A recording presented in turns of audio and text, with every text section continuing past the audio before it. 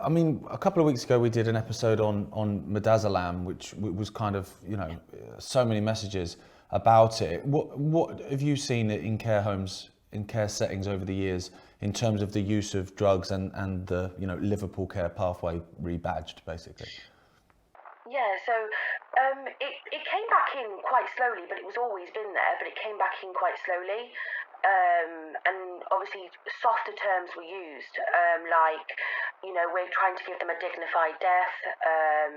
Obviously, they can't eat because they're so sleepy, or obviously they're not awake anymore. And then over the last couple of years, I've noticed that anticipatory meds is what we call them, were coming back from hospital 3-4 months before they were needed. So they were already in place far before the person was even on end of life care. Right. So they were just anticipating it then, and it was just kind of just wait for a Yeah. point and go, okay, yeah, we can end their life now then. Yeah, so it was called, like I said, anticipatory meds. That's what we called them.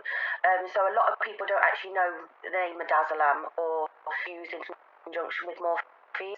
We just knew them as anticipatory. That's extraordinary.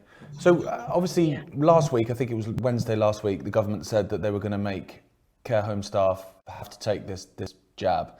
They were going to make it mandatory. Obviously, I know you're not in the care sector anymore, but what do you hear from people that you used to work with about their reaction to that? A lot of fear, because it's not, for the ones that already are vaccinated, they're fearful that in the legislation, from what we've seen, it states that you have to have every top-up jab.